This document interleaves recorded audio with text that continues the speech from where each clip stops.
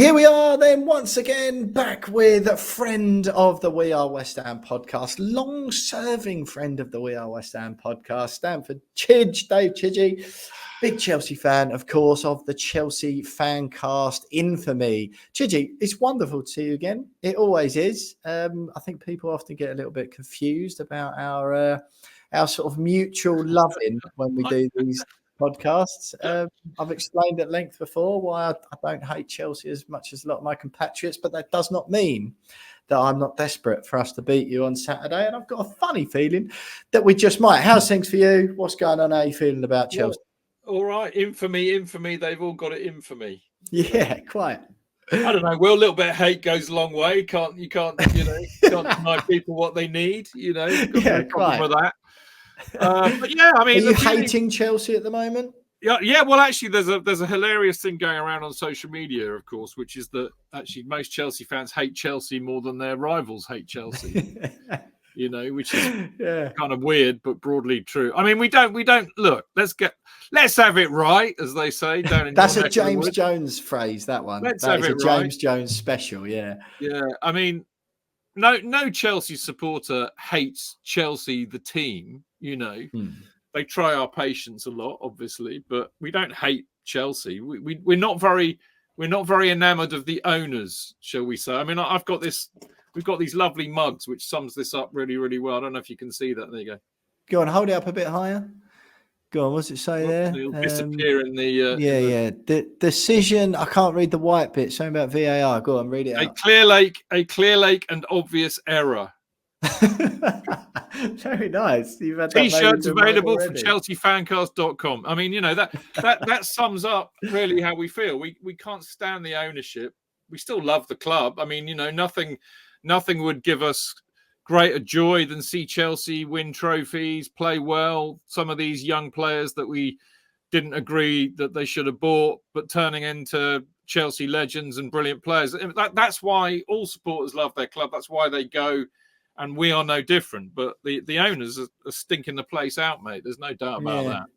Yeah, what is it in particular? I mean, that sounds facetious, but is there anything particular? Is there a person whose feet you lay the blame at? Well, just give us a bit more, sum it up a bit more. I think in a nutshell, the blame rests with Begdad Eghbali, who's the main. I mean, he's basically running the show. Todd Boehly's been sidelined a bit. There's now this kind of civil war going on because Boehly wants to buy Clearlake's shares out. Clearlake want to buy Boehly out. So that's all kind of, embarrassingly, taking the attention away to what really matters, which is on the pitch. But, they've come in with this kind of very American idea that, whatever was done before was all wrong. We know how to do it better. We're cleverer than everybody else. Yeah. And yet, from our point of view, all they seem to have done is to nick Brighton and Hove Albion's model of running a football club. How many trophies have Brighton won ever? Yeah, quite. Yeah, but they're very in vogue, Chidge. You've got to remember that they're in vogue.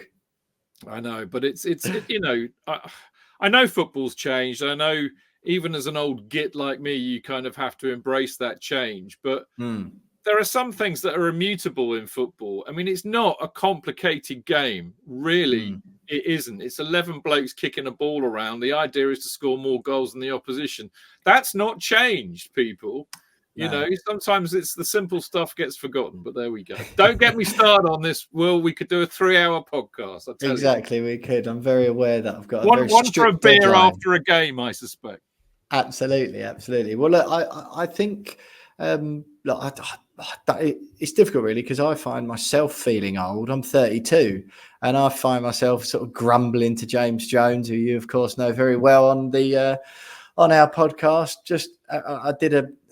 I had a right old tangent the other week that went down quite well with our listeners of just the general state of the game. I think it was sparked by, the seeded teams at home in the League Cup, and I've just been off the teams in Europe. Like, it's so obvious, but so often these days, what fans want is just so heartily ignored.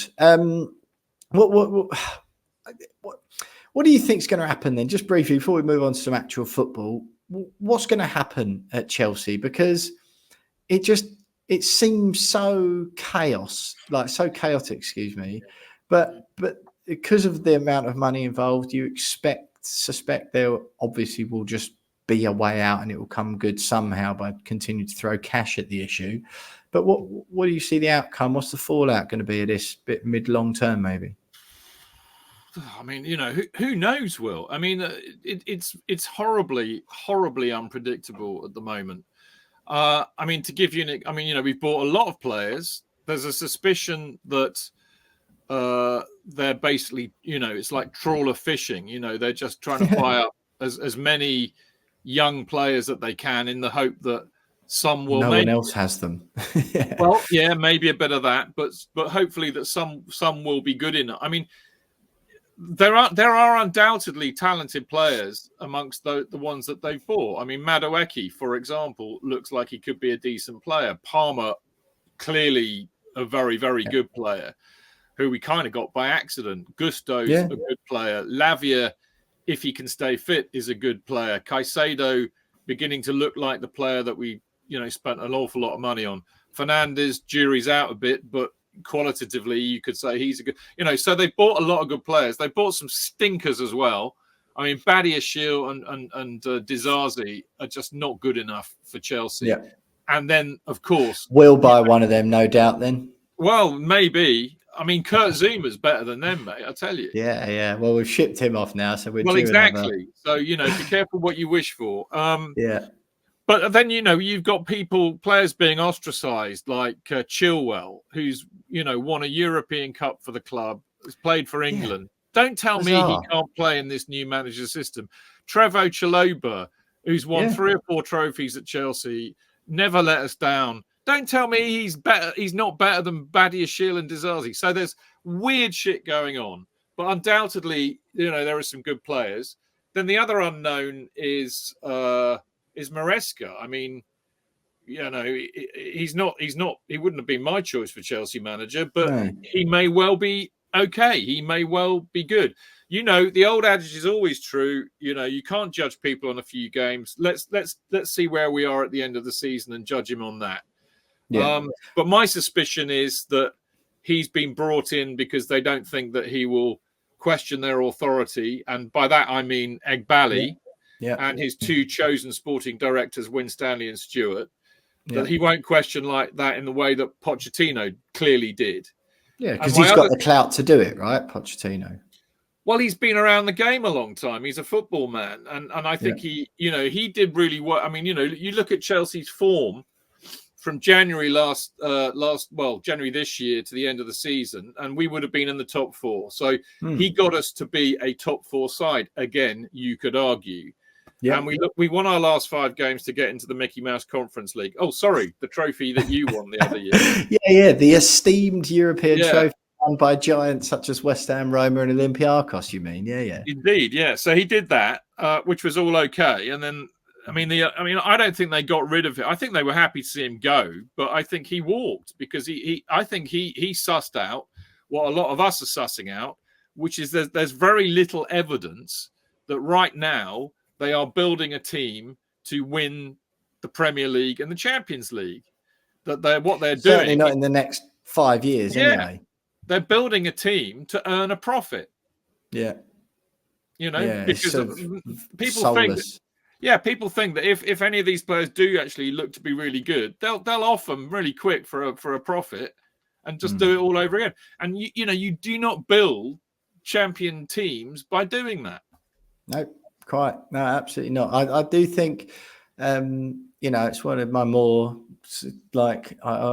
socialist or communist ideals, I suppose. But when we'll keep doing all these different rule style things before someone realizes that the best way to enshrine competition and not encourage our famous old clubs to be selling any of their homegrown products, Conor Gallagher, prime example, is a salary cap. I'll keep banging on that door, but the ship has sailed now.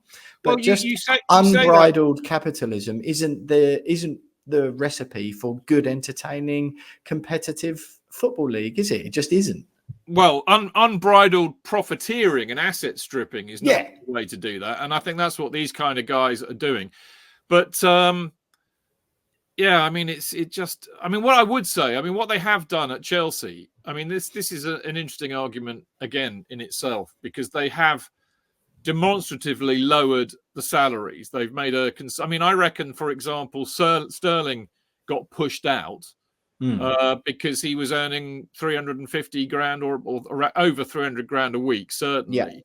Yeah. They wanted him off because he cost too much. I think the argument is the same with Chilwell, because he's earning... I would just say, sorry, on Sterling, Chidge, and being somewhat informed on the matter, Chelsea have still got a considerably large amount of the Raheem Sterling wages on their outgoing sheet every month. Trust me, because I do my research too, mate. It's even worse. It's even worse than that, right? Sterling, 1, 2, 3, 4, 5, 6, 7. He's still the 8th highest salary cost to Chelsea this year. He's not even playing for you. He's not even playing for us, because we're having to pay him 162.5 grand a week. Anyway, they have tried to reduce the salaries, and I mean, by and large, they're gradually doing that. I mean, by extending the contract lengths. Right. I mean, Levi Colwell's a good example. He's on 100 grand a week. So, they're trying to lower the salaries because they think it's unsustainable paying players more and more money. And I actually agree with that. However, you and I both know that the team that wins the league every year tends to be the team that pays its players the most money. And its manager. Yeah, of course. So, make it that way. And again, but that's sort of what I mean about. I just think that where's the fun in that, really? But that's a chat for another time. One thing, just to sum up the general malaise at Chelsea, Chidge, is what you said. You touched on it. They come in and think they're clever than everyone else. I heard a really good way of summing it up the other day, so I'm not going to take credit for this one myself. Was that the thing that would immediately make me worry if I was in charge at Chelsea and implementing this new way of doing things is the fact that no one is copying us. Like, none of the other big boys in the Premier League are now going, oh no, God, we've missed a trick there. That's a good idea. We'll do that. They're just going, yeah, all right, lads, you crack on. Yeah, good luck with that. I would say in our defence that UEFA were very quick to stop the very long amortizable contracts. So clearly there's something in that we snuck a long one in, a 7-year one to Jared Bowen just before that happened. But I'm with you. And again, there is some sense in that, because that means you can pay them less money per week. You retain their value, hopefully. But I mean, the counterpoint to that is if they're shit, you're stuck with them for 8 years. I was going to say, Chidge, there's sense in that for us because Jared Bowen is good. I'm not sure how much sense there is in the rest of it. But look, let's actually talk about football then, Chidge. Obviously, you've had City, Wolves, Palace and Bournemouth so far. Home defeat to City on the opening day. You've just limped your way past Servette in the most glorious of European competitions over 2 legs. Thrashed Wolves away, drew 1-1 at home with Palace, and then beat Bournemouth away last time out in one of the most fortunate, fluky, lucky, whatever word you want to use, performances I've ever seen. How Bournemouth didn't win that and how you won it, let alone didn't just get that. They deserved at least a point out of that, I think. And then you find yourselves, 3 points above us. If justice was actually done at the Vitality, you'd have the same amount of points as us. Football-wise, I think a lot of people keep saying to me that Chelsea are going to come good. I think they're doing that to try and be fashionable. What are your thoughts? I think you may be right. I mean, look, it's early days. I don't bother looking at the league table at the moment. It's a bit of a stupid. It's a bit like our predictions league, which is brilliant, by the way. Yeah. And we've got so many people. We've got about 120 people in it, and I'm about 90th. But I keep saying to everybody, it's early days. You can't. Give it a few weeks, and then you'll see me go back up the table. But I mean, it is early days because, we're still trying to figure out what Maresca's trying to do. I think the players are trying to do the same. One thing I will say is that on the whole, we are moving the ball forward a lot quicker than we were last year. And I wholeheartedly approve of that. There seems to be, more attacking intent. We've got, I think, basically one of our strengths is the 3 or 4 players that he's got behind the striker. That's good. The weaknesses still remain, which is that we don't have a proper striker who can put the ball in the net. That was the problem against Palace and to an extent Bournemouth. I'm worried about our midfield. I don't think Fernandes and Caicedo work. I think Caicedo's a good player, but I think Fernandes doesn't have the discipline to play in a deeper role. Yeah. And the defence worries me too, not least because they're not protected properly by the midfield. So we've still got the same weaknesses. But I do like the way he's moving the ball forward quicker. So, it's early days. I mean, City, we were in the game until the 80th minute, which I thought was all right. I thought they were a bit cautious perhaps, but understandably so. Yeah. First half against Wolves, they were shocking. Same old shit that we saw last season for a lot of it. And the second half was absolutely stunning and brilliant. Shows what they can do. Palace, we should have buried them, but couldn't put the ball in the net, and then they mugged us off.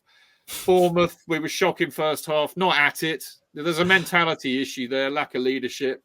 Bournemouth are a good side, should have been 2 or 3 up.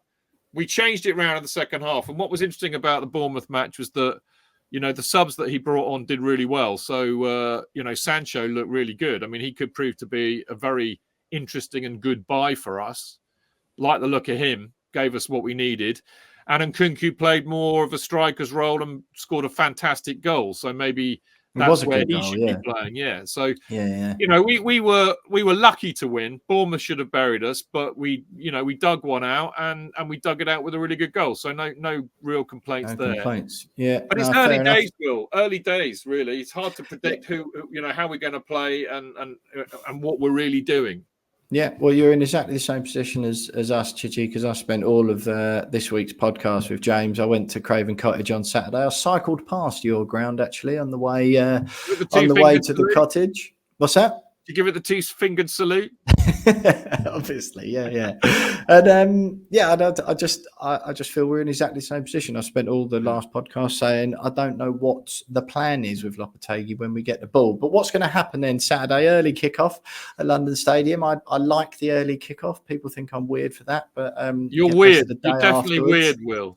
I always feel all right playing against Chelsea as well. Well, you did all right. Confident. You did all right last year. What's going to happen on Saturday? Well, you did all right last year. I was lucky enough to be there. Very disappointing. It all changed on Chukwuemeka going off, as I remember. And I thought you got a bit lucky, to be fair. But I'm very annoyed about it. What? You would? Well, I would, wouldn't I? Yeah, exactly. Yeah, I mean, exactly. I'm very irritated and annoyed about the 12:30 kickoff because I'm having to come up from Winchester. So that's an early start for me. Plus, you poor lamb. Yeah, well, I don't think I can get to anywhere near West Ham early enough for a beer, which really annoys me. Yeah, that would. Yeah. Other than that, I'm looking forward to going. I mean, the thing about us, Will, it's I think we've got a very good first 11 potentially. All right, but what worries me is the depth in certain areas. Now, we've got the problem we had against Bournemouth was that because James is, if he was a racehorse, they'd shoot him, mate. I tell you, Reece James. I saw that tweet the other day. Yeah. But Gusto is a more than adequate replacement for James, but he's also injured, so we don't have a right back. All the billions they've spent on players, and there are still big holes in the squad. So they ended up playing Dizazi there. He's not a very good central defender, and he's an even worse right back. But they didn't play Achompong, who's one of the academy who could have played that role. So, I think there's issues about the depth in the squad in certain areas. So, you get a few injuries and it's a worry. But the first team, if he puts the first team out, I think they've got quite a decent team there in the making. So I think it's all about the team selection. It'll be all about the mentality. They've got to be on it and at it from the word go, which means getting into challenges, 50-50s, concentrating, not giving the ball away. If you get that Chelsea, West Ham will win. If you get a Chelsea that, is at it from the word go, on the case, on the ball, not giving it away, aggressive in the press, winning the 50-50s, I think we will win it, because I think we've got good enough players to put it away. Well, that's exactly it, yeah. And the discernible lack of style at the moment just means give the opposition loads of chances. And I think Chelsea we can't keep doing that. You've got too many good players, and you can't be giving 1 to 2 goals away every Premier League game and expect to pick up enough points. We just don't look like what we're doing going forward. And we're we don't look like we know what we are doing. There we go. That's the right. Well, yeah, I mean, we suffer similarly on some occasions, but I mean, the big caveat for us is that it's fine. You can give us loads and loads of chances, but can we put them away? Yeah, exactly that. Yeah, it could be a Cole Palmer, Mohamed Kudus off, I think. Well, one of the interesting things about Palmer is he's not impressed so far this season, which I wonder whether he's carrying an injury or if he's a bit tired after the summer, or it could just be as simple as that. Sides are targeting him now, but it's stop Palmer, stop Chelsea, and Bournemouth aggressively did that. They fouled him in the first minute and carried on fouling him the whole game. Yeah. And then he got moved to the right, where he's much less effective. I think Palmer needs to effectively be our number 10, controlling the show up front. Well, if you put him on Rodriguez, Chidge, he'll have an absolute field day, because that man is useless. Listen, Chidge, it's been absolutely brilliant having you on the West Ham podcast, as it always is. Just give us a score prediction then for Saturday lunchtime, London Stadium. Well, I'm going to go 2-1, which is always the cop-out, isn't it? Yeah, absolutely. It always is. But as I said, if we turn up, we're good enough to win. But I don't think we'll, no pun intended, hammer you. Right. I also, although the defence, I thought our defence, given that we had Dizazi and Fofana and nobody having a clue what they were doing, I just think they've got, they leak goals, Chelsea. I can't see us not keeping a clean sheet. So I'm going to go 2-1. All right, ever the optimist. Yeah, exactly. Yeah, well, I think from West Ham's point of view, to be honest, we will concede at least 2 goals at the weekend, and I'm just sort of hoping, because I get a good feeling in Chelsea at home, that I think we'll win, but we'll have to win conceding 2. So I'm going 3-2 to West Ham. Goals galore appears to be the where the sensible money will be going. But look, Chidge, it's been absolutely brilliant having you on, as it always is. Thanks for listening, everyone at home. That's it from me and James for this week. If you're going to the game, enjoy yourself. And me and James will be back early next week with the Reaction podcast, as usual, ahead of that Liverpool game in the Carabao Cup. Thanks for listening, everyone. Follow us on social, subscribe on YouTube. Up the Hammers, West Ham are massive. We'll speak to you next week.